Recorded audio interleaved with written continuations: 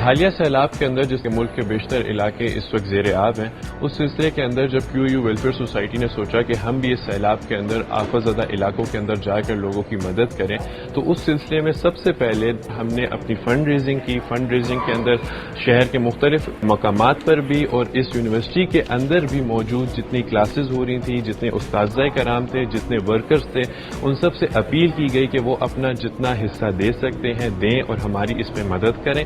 اور جب ہمارا پہلا حصہ، پہلا فیز مکمل ہوا، اس کے بعد ہم نے ان فنڈز جو ہمارے اکٹھے ہو چکے تھے ان فنڈز کو استعمال کرتے ہوئے ہم نے چیزیں خریدیں.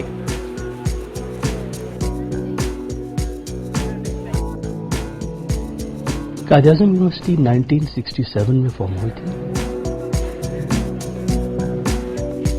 رینکنگ کے اعتبار سے اگر ہم بات کریں تو الحمدللہ قائد اعظم یونیورسٹی اس وقت جنرل کیٹیگری میں پاکستان کی نمبر 1 یونیورسٹی ہے، اور QC رینکنگ میں گلوبلی بھی ہم لوگ جو ہے فرسٹ 400 یونیورسٹیز میں آتے ہیں.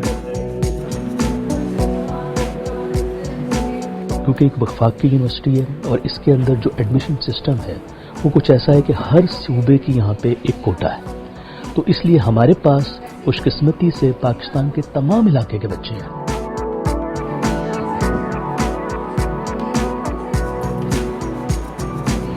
QAU ویلفیئر سوسائٹی جو ہے ہماری، یہ ہم لوگوں نے 2010 میں بنائی تھی.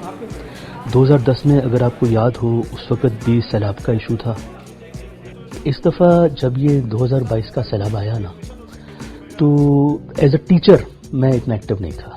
ہمیشہ ہم لوگ جیسے 14 کا سیلاب آیا، پھر 11 کا سندھ میں آیا، 10 کا آیا، اور اس سے پہلے اس سوسائٹی کا وجود تو نہیں تھا، لیکن 2005 میں جب زلزلہ آیا تو ہمارے ٹیچرز نے بڑے فرنٹ فٹ پہ آ کے کام کیا.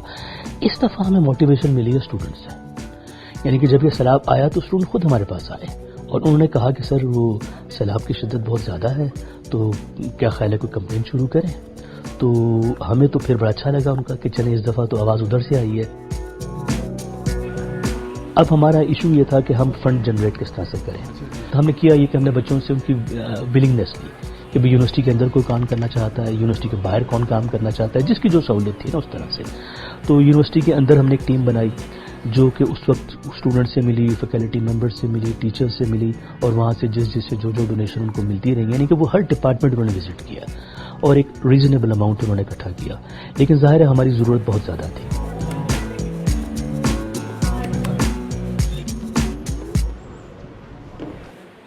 اس کیمپین کے سٹارٹنگ میں ہی ہمیں جو ہے پہلے تو ڈونیشنز اکٹھی کرنی تھی. اس کے لیے ہم نے ایک ٹارگٹ سیٹ کیا کہ ہمیں کہاں تک ہمیں ڈونیشنز اپنی لے کے جانی ہے.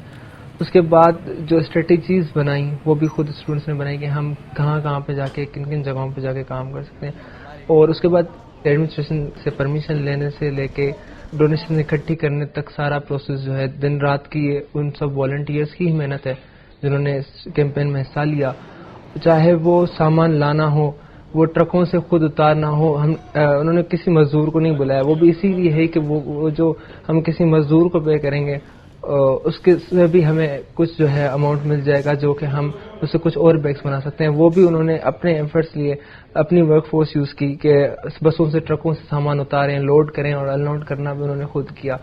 اس کے بعد جو ہے ہمارا سب سے بڑا جو گول ہے، ہم چاہتے ہیں کہ یہ جو ہم نے ڈونیشنز اکٹھی کی ہیں اور ان سے سامان لیا جا رہا ہے وہ اس مستحق تک پہنچے جو ڈیزرونگ ہے، جو ڈیزرو کرتا ہے. لائک میں اپنا بتاؤں کہ میرے علاقے میں بھی بارشیں ہوئی ہیں، سیلاب آیا ہے میرے علاقے میں، مطلب ہمیں بھی فائنینشیل نقصانات ہوئے، پر میں جو ہوں وہ ڈیزرونگ نہیں ہوں کہ میں یہ راشن ڈیزرو کرتا ہوں. سو ایسے لوگ بہت ہوں گے جن کا فائنینشیل لاسز ہوئے ہوں گے، پر یہ ہے کہ وہ خود سے جو ہے ری اسٹیبلش ہو سکتے ہیں. اور کافی لوگ ایسے ہیں جو کہ نہیں ہو سکتے، روڈوں پہ بیٹھے ہوئے ہیں. کچھ لوگ تو ابھی تک اپنے گھروں سے بھی نہیں نکل پائے، پانی وہاں پہ کھڑا ہے. تو ہم چاہتے ہیں کہ زیادہ سے زیادہ ان مستحق، ان ڈیزرونگ تک پہنچے. اس کے لیے بھی ہمارا میکینزم یہ ہے کہ الحمدللہ جو ہماری المنا ہے وہ ہر شہروں میں موجود ہیں. ہمارے جو کچھ اسٹوڈنٹس ہیں جو بھی سیلاب زدہ علاقوں سے واپس نہیں آ سکے، تو وہی ہیں جو وہاں پہ ڈیٹا کلیکٹ بھی کر رہے ہیں کہ کن علاقوں میں جو ہے ہمیں راشن ڈسٹریبیوٹ کرنا چاہیے، کن لوگوں تک پہنچانا چاہیے. اور یہ سارا پروسیس جو شروع سے لے کر آخر تک کر رہے ہیں وہ خود اسٹوڈنٹس ہی کر رہے ہیں. جب آپ بڑے پیمانے میں چیزیں خریدتے ہیں تو آپ کو اس کے لیے جگہ بھی درکار ہوتی ہے. اس سے پہلے ہمارے سمر سیمسٹر چل رہے تھے تو ہماری کلاسز خالی تھی، تو ہم نے پہلے تو کلاسز کا ہی استعمال کیا، بٹ اس وقت ہماری جو ٹوٹل تعداد تھی بیگس کی وہ کم تھی. اب چونکہ بیگس کی تعداد وقت کے ساتھ ساتھ جب ہماری پہلا فیز ختم ہوا، ہم نے کمپلیٹلی خریداری کر لی تو وہ بھی بڑھ گئی ہے. تو اب ہم نے اپنے جم کو کچھ دنوں کے لیے خالی کروا لیا ہے، جہاں پر بیگس آئیں گے، بیگس کے اندر جو چیزیں رہ گئی ہیں ان کی پیکنگ ہوگی، ان کو سیل کیا جائے گا، اینڈ ان کو سیل کرنے کے بعد ان کو وہیں سے ہی روانہ کیا جائے گا.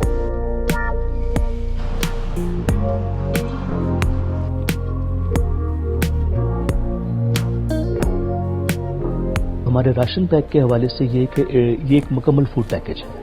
اس کے اندر آٹے کا تھیلا ہے 10 کلو کا، جو ہم نے کنسائنمنٹس آلریڈی کر چکے ہیں کے پی میں وغیرہ میں، اس میں 15 روپے آٹے کا تھیلا تھا، لیکن اب 10 کلو کا کیا ہم لوگوں نے. اس کے علاوہ مختلف قسم کی دالیں، چاول، چینی، نمک، مسالہ جات، کپڑے دھونے کا صابن، برتن دھونے کا صابن اور اس طرح کی دیگر ضروریات جو ہوتی ہیں وہ ساری کی ساری ایک بیگ کے اندر شامل ہیں.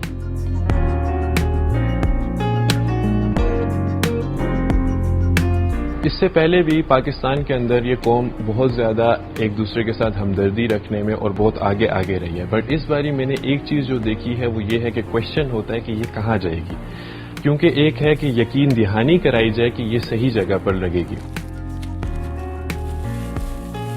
یہ جو سارا ڈیٹا ہے یہ ڈاکومنٹڈ ہے، یہ ہماری ویب سائٹ کے اندر موجود ہے، اور ہم نے ان لوگوں کو یقین دہانی کی، اور ہمارے ہاں معاشرے کے اندر یوتھ کے اوپر زیادہ تر لوگ یقین کرتے ہیں اگر وہ ایک صحیح پلیٹ فارم سے ایک صحیح آرگنائزیشن کے لیے کام کر رہے ہیں.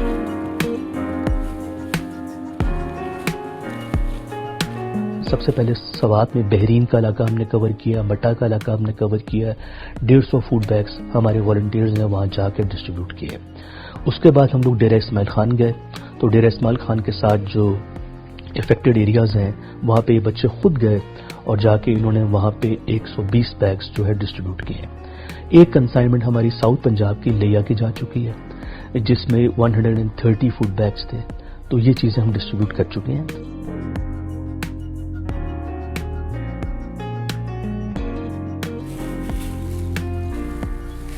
یہ جو ہماری کنسائنمنٹس تھیں یہ ایک مائنر کنسائنمنٹس تھیں، اور اس کے بعد ہمارے کنسائنمنٹس کی جو تعداد ہے وہ علاقہ جتنا زیادہ افیکٹ ہوا ہے اس حساب سے اس کی تعداد بھی بڑھے گی. جیسا کہ آپ کو معلوم ہے کہ ہمارے چاروں صوبوں میں سے سب سے زیادہ صوبہ سندھ اس وقت فلڈ کی وجہ سے افیکٹ ہوا ہے، اس کے بعد صوبہ بلوچستان افیکٹ ہوا ہے. تو ہماری اب جو اگلی میجر 2 کنسائنمنٹس ہیں وہ ان 2 صوبوں کے اوپر فوکسڈ ہوں گی.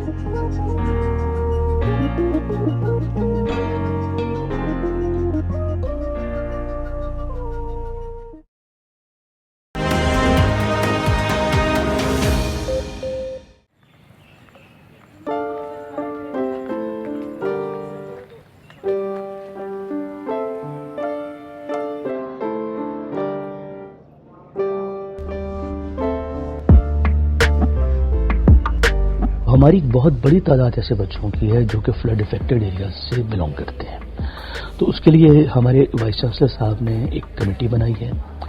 وہ کمیٹی جو ہے وہ اسی مقصد کے لیے بنائی گئی ہے کہ ان بچوں کو آئیڈینٹیفائی کیا جائے.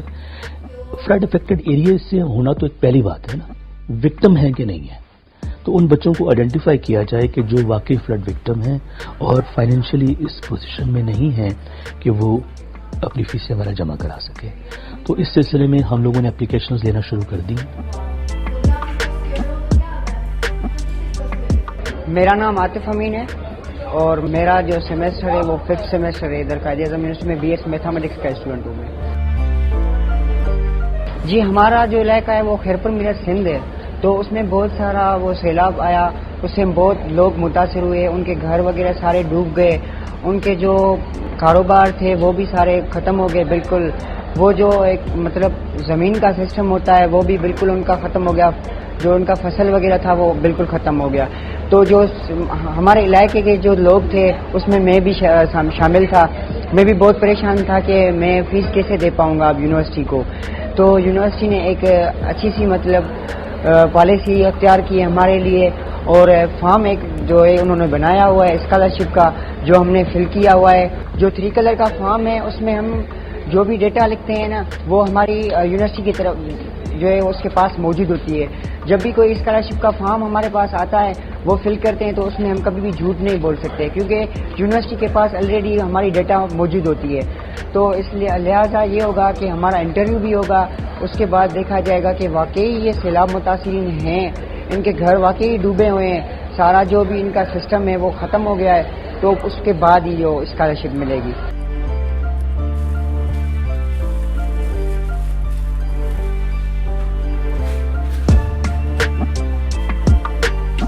عملی طور پہ پہلے تو ہمارا خیال یہ تھا کہ ہمیں جو فلڈ ریلیف کیمپین ہے اس کے اندر ہم فنڈز خود اپنے سے اکٹھے کریں اور خود اکٹھے کرنے کے بعد ان کی گڈس خرید کر اس کو تقسیم کریں، بٹ جب ہماری کیمپین یہ سٹارٹ ہوئی تو ہمیں معلوم ہوا تو لوگوں نے ہمیں کپڑے بھی دینا شروع کر دیے، تو ہم نے تب اس وقت سوچا کہ کیوں نہ ہم بھی اس کی کال کر دیں اور لوگوں سے یہ چیزیں بھی اکٹھی کر کے وہاں سیلاب زدگان کے درمیان ان چیزوں کو بھی تقسیم کیا جائے۔ اس سلسلے کے اندر جو سب سے بڑا ہمارا چیلنج تھا کہ لوگ ہمیں جو کپڑے دے رہے ہیں وہ اس حالت میں بھی ہوں کہ وہ آگے دیے جا سکیں، تو اس کے لیے ہم نے ایک ٹیم تشکیل کی جو کہ سوشیالوجی ڈپارٹمنٹ کی ڈاکٹر سعدیہ کے اندر کچھ لڑکیاں کام کر رہی تھیں جنہوں نے کپڑوں کو باقاعدہ سارٹ آؤٹ کیا۔ My name is Sania Islam and I am from Sociology Department. Social work ہمارا سبجیکٹ ہے اور ہماری کلاس میں ابھی we are 10 students and ہم لوگ جو ہیں سارے مطلب مل کے کام کر رہے ہیں۔ جب ہمیں ٹائم ملتا ہے ہم اپنی کلاس سے فری ہوتے ہیں تو موسٹلی مطلب 3 to 4 hours ہمیں لگ جاتے ہیں، تو پھر ہم آتے ہیں یہاں پہ اپنا کام کرتے ہیں، پھر ہم اپنی کلاس لیتے ہیں۔ یہ جو سامان ہے یہ بلک کی صورت میں مطلب ہمارے پاس آتا ہے، پھر ہم اس کو دیکھتے ہیں، پھر سیپریٹ کرتے ہیں، یعنی کہ جو خواتین کے ہیں اور جو مردوں کے ہیں ان کو سیپریٹ کیا جاتا ہے، بچوں کے بھی سیپریٹ کیے جاتے ہیں۔ پھر اس میں جو خراب کپڑے ہوتے ہیں جو کہ یوزیبل نہیں ہوتے وہ پھر ہم ان کو علیحدہ کرتے جاتے ہیں اور ان کو پراپر طریقے سے ان کی پیکنگ کی جاتی ہے، پھر ان کو ارینج کیا جاتا ہے۔ ہم نے جو سیپریٹ کیے ہوتے ہیں کپڑے اس کے اوپر پھر ہم ساتھ ساتھ لکھ دیتے ہیں کہ یہ بچوں کے ہیں، یہ بڑوں کے ہیں، تاکہ جب یہ آگے جب ہم دیں گے پھر وہ ایزی ہو جائے گا کہ یہ میڈیم ہیں یہ لارج ہیں، تاکہ ایزیلی ڈسٹریبیوشن ہو سکے۔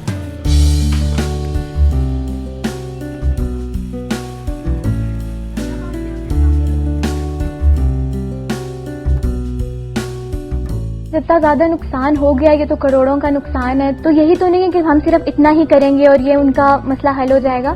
یہ بہت ایک لانگ ٹرم پروسیس ہے۔ سوسائٹی کو چاہیے، مطلب ہماری یوتھ کو چاہیے کہ وہ اپنے طور پر مطلب اس میں حصہ ڈالتے رہیں، ان کی ہیلپ کرتے رہیں، کیونکہ یہ ایک دم یہ مسئلہ حل ہونے والا نہیں ہے۔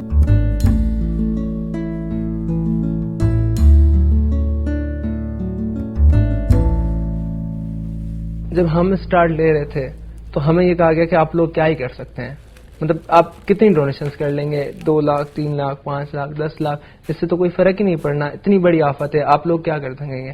تو میرا میسج ان لوگوں کے لیے بھی ہے، ہم پوری طریقے سے کور نہیں کر سکتے، مطلب بہت زیادہ نقصان ہے، بے شک بہت زیادہ ہے، پر ہم خود سے تو کچھ کریں۔ ہم اپنی سوسائٹی کو کیسے کنٹریبیوٹ کر رہے ہیں اس ٹائم میں جو یہ ڈیزاسٹر آیا ہوا ہے، اس کے دوران ہم خود سے کیا دے رہے ہیں اپنی سوسائٹی کو، اور اگر ہم میں سے ہر ایک اپنے حصے کا کام کرے۔ دیکھیں، اگر میں اپنے محلے کا ذمہ اٹھاؤں کہ میرے محلے میں 4 وکٹمز ہیں جن کے پاس راشن نہیں ہے، جن کے پاس کھانے کے لیے نہیں ہے، اور میرے محلے میں 10 لوگ ایسے بھی ہوں گے جو کہ ان کو 10 مل کے وہ 4 لوگوں کو فیسیلیٹیٹ کر سکتے ہیں، تو اگر 10 مل کے ان 4 کو فیسیلیٹیٹ کر لیں تو باہر کے لوگوں کو آنے کی ضرورت ہی نہیں پڑے گی، میرا محلہ خود ہی اسٹیبلش ہو جائے گا۔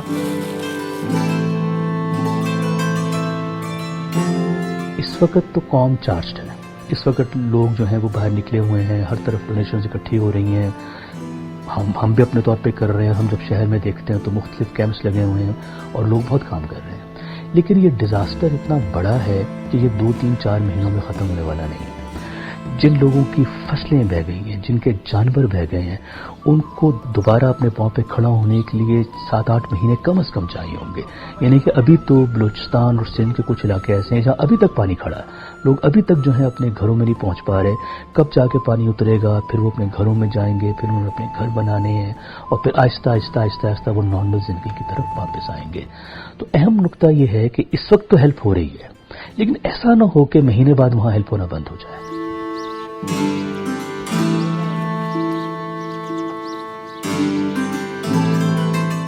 یہ ایک چیز ہے جس پہ ہم سب لوگوں کو سوچنا چاہیے، جو بھی لوگ اس کے اندر انوالو ہیں، کہ یہ کنٹینیوس پروسیس ہے۔ یہ نہیں ہے کہ جی آپ نے ون ٹائم جا کے وہاں پہ ڈونیشن کر دی اور ریلیف پہنچا دی اور اس کے بعد آپ سمجھیں کہ جی میرا کام ختم ہو گیا. ایسا نہیں ہے. تو اس میں ہماری سول سوسائٹی کا بہت اہم کردار ہے جو اس کو ادا کرنا ہے. لوگ کر بھی رہے ہیں. یہ اتنا بڑا ڈیزاسٹر ہے کہ ہم یہ نہیں کہہ سکتے کہ جی حکومت کا کام ہے, یہ ہم سب کا کام ہے.